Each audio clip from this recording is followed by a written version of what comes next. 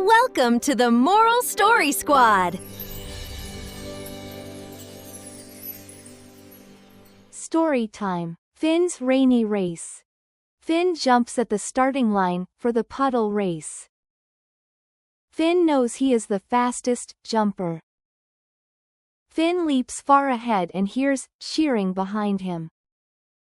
Finn turns and sees a tiny snail stuck between puddles.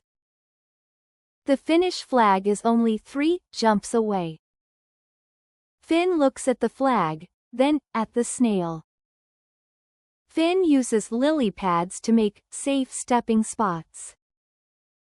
Finn waits while the snail crosses slowly. Together, they reach the finish after everyone else. Finn learns that some races are won by kindness, not speed. Moral of the story: winning feels better when nobody is left behind.